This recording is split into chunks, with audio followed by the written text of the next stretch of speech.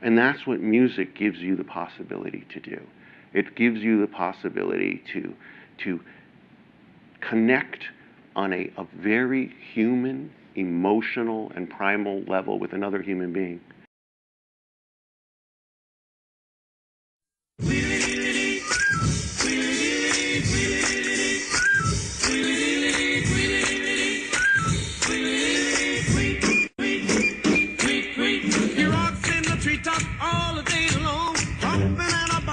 Singing his song. All the little birds on Jaybird Street love to hear the robin go tweet, tweet, tweet. Rockin' Robin, tweet, tweet, rockin' Robin, tweet, tweet. Blow rockin' Robin, 'cause we really gonna rock 'em tonight. Every little swallow, every chickadee. Just to give you kind of a little background, music and memory takes music that was important to the individual when they were younger, when they still had all their memories. Dementia takes that away from an individual, but they still have those memories deep down inside. And what happens with the music is that the music awakens those memories. You know, a person with dementia is afraid because they really don't know what's happening to them. They've lost their recall for recent things. They don't remember who their family members are, but the music brings back things that they do remember.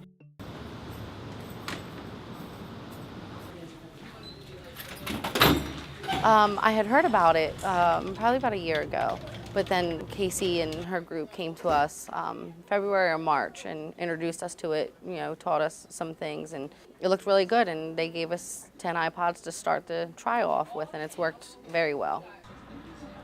Well, Betty, she was actually a receptionist here at Kentmere. She didn't have much family. It was very hard to get up for care or eating, kind of in her own mindset, what she wants to do, and her mind's made up she won't. So you said you were a dancer. Oh, yeah, years ago. What kind of dancing did you do? Huh? What kind of dancing did you do? Oh, back then I did all kinds. Like polka dancing, line I dancing, like tap dancing? tap dancing, yeah. I heard, you know, prior she did do some Broadway shows in New York. She was very, very good a dancer. Did you teach dance? Teach dancing? Mm-hmm. No, I didn't teach it, No. no. Well, can you tell me how the music makes you feel? Good. Good? Good. Yeah? I love music. You love music? Oh, yeah. When you put the music on for her, she will get up, she'll go to eat, she'll start clapping, be happy. Oh, Susanna, don't you cry for me. Like as you heard her say when I asked her those questions, that music is life. She just loves it, so. And you need music to dance. Every day you love music? Every day? Every day? As far as I know, I do.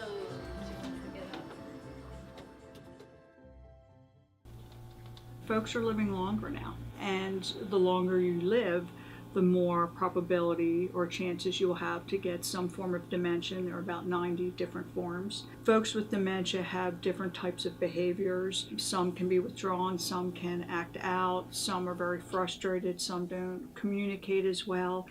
And what we have found and what I have observed is that when we put the iPod on and we start to play their favorite musicians from years past, that they start to talk a little more about their lives, that they are less anxious, less nervous. In 2006 on the radio, a journalist was talking about how iPods are ubiquitous. They're everywhere. And I thought, well, young people all have them, many of us older adults.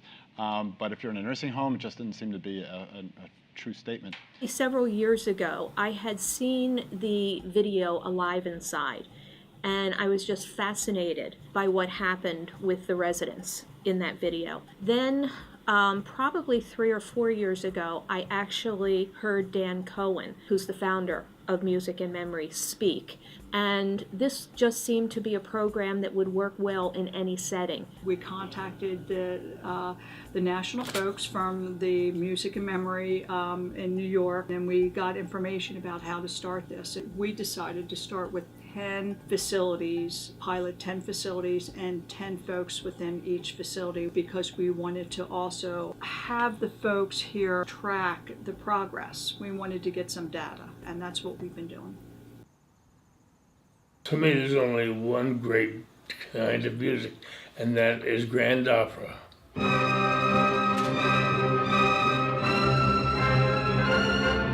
I could spend over an hour just listening to Verdi or Puccini, or maybe the French once in a while. I can't stand that rock and roll stuff. I love Gounod's Faust, which is it opened the Metropolitan Opera House in the 19th century. So Ned comes to my office whenever he wants to listen to the music, and it's usually charging in one of my outlets here. We hook it onto his pants here, and he knows that you can forward or you can rewind. So Ned controls the iPod on his own. Well, it's allowed me to listen, thanks to you, to the tape of all my favorite music.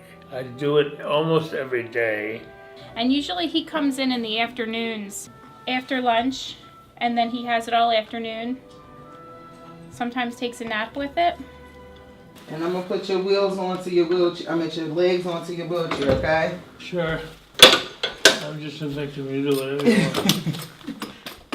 When my wife was dying, and I sat by her bedside watching her go bit by bit, I was very sad. But it turns out to be funny. She dies, she'd take a deep breath, and I think, well, there she goes. And I'm ready to go into hysterics. But then she'd breathe again. And I said to her, Carolyn, this is not the fourth act of Traviata. Are you going or aren't you? And to my surprise, and I'm sure yours also, she sat straight up in bed, threw her arms around my neck, and said, oh, and kissed me. And she said, oh, Ned, you're so funny. How many women would do that? Some of them would get up and smack my face. So Traviata, when I put it on, and I put it on almost once a week, I don't feel sad when I hear it. I have memory of my wife, and she was still alive, and we were still talking. I told you that music has charm to soothe the savage breast, not beast, but breast.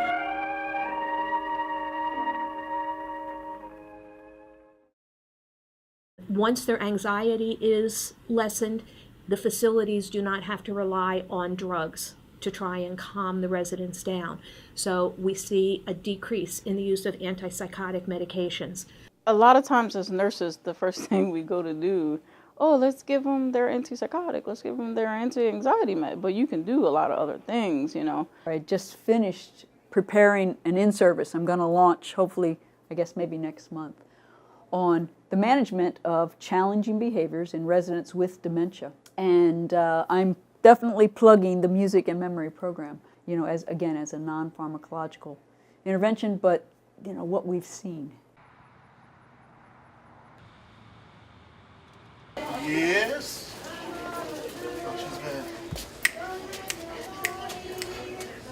Obviously, the goal here is to use medications, but secondary to that is music memory. And hopefully, in some cases, maybe that'll be the first thing we go to, rather than medications. Okay, how are you? Quite a trip to meet each other. Could you dance the polka? Oh, of course I did. We went to the Armory in Wilmington, and there was St. Stanislaus Church there. Yes, yes. And we ended up dancing. We had our reception in the Newcastle Armory. It was quite large. We had a lot of people in the band and a lot of good music and food, and just had a good, my grandparents were still living then, and it made it special having them there. When she first came here, she was very agitated. She always would ask, you know, can you help me? What's going on next? Very, very high anxiety level. The medications was not working, to be quite honest. And it would work, I wouldn't say it would work all the time. It would work in periods. There you go. Can you hear it okay? I can hear it very, very low, but I can hear it. Very low? Okay, let's turn it up. Tell me when, okay? We have found with the music, it's a longer period of time. So she, at first, when we would put the music on, it would only work when the music was on for her. Now, I'm noticing that even without the music, it's working. And she is coming to us and saying, okay, do you have the music now? Which is great. And I think she may feel herself getting to that anxiety point, or feeling maybe depressed or feeling very anxious. And she knows that the music is a source of calming her down and taking her to another place. It makes me feel really good, makes me feel like I'm in a different time. What time are you at? Probably, yeah, 1960.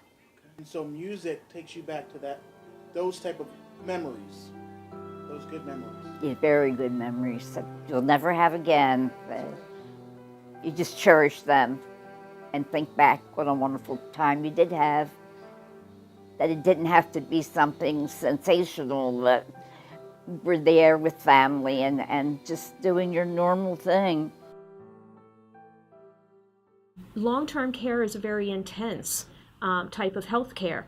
And a lot of our residents with dementia, again, because they're afraid, they're anxious, they don't understand, they'll fight the staff when the staff is trying to provide care. Yesterday I was at DHCI and I was on a particular unit where they've been having some difficulties with a recent admission, and he's been very, very aggressive, and he's actually hurt several staff. And so he's slowly getting used to the facility, but yesterday I saw him in the day room. He had his iPod on, he had the headphones, and he was just standing and clapping, and it was just, it just brought chills. I know that for some of the CNAs, it's really hard for them to get certain residents up to go to the bathroom.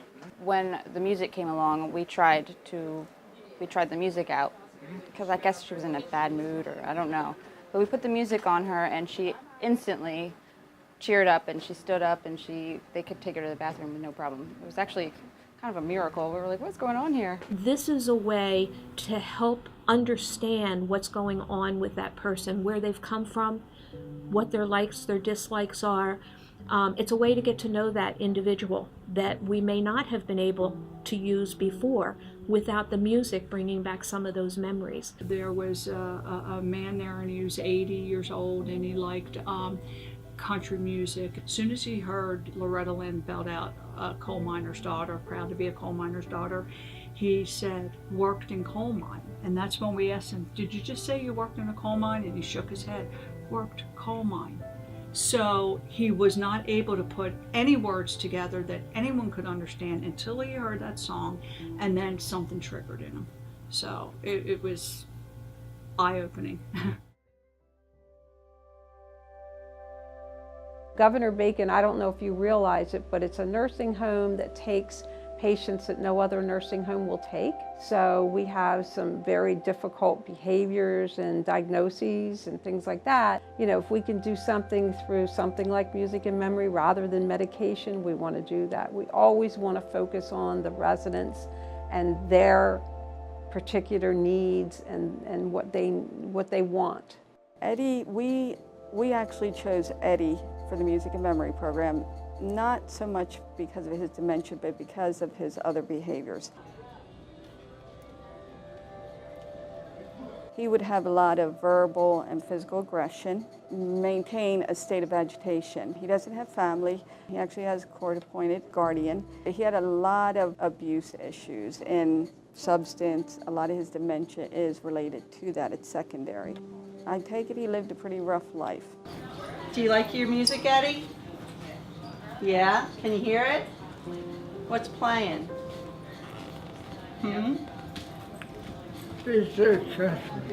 It's country?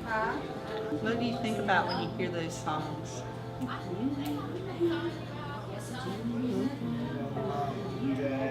You think about your mom and dad? And then realizing that the music, having the music on, he can cut out all the external stimuli in his environment. Someone is saying something and it wasn't directed at him. He thought it was. He would automatically go back with the verbal. Now it doesn't happen because everybody can be talking and doing what they want, but he's here. So Eddie used to not eat in the dining room very often because you would hear other people saying stuff and you got mad, right? So we started putting your music on during lunch. Then you didn't hear everyone else and you got to hear your favorite music. And now you come in here and you eat every day in here, right? Yeah. It keeps his mood in a nice, stable. We have less aggression. He eats much better. He was our #1 choice for this project, for Music and Memory, and for this film because he is a success story. You give the best hugs, Eddie. Oh my gosh. Thank you. Huh? David. Hi, David. Hi. You ready for some more music? David had a little bit of anger sometimes, not being purposeful in what he was doing. He would just all of a sudden start running. Then sometimes he'd seem lost, like he didn't know where he was going. So once we got his shuffle ready and put it on him, it's like it's turning on a switch. With me?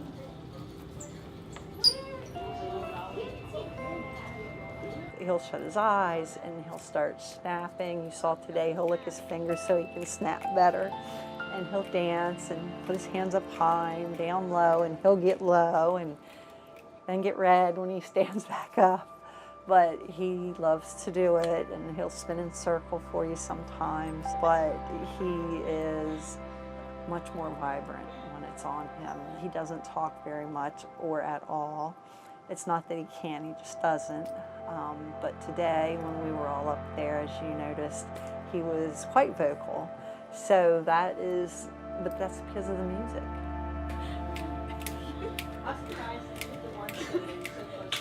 I think we should have played Limbo.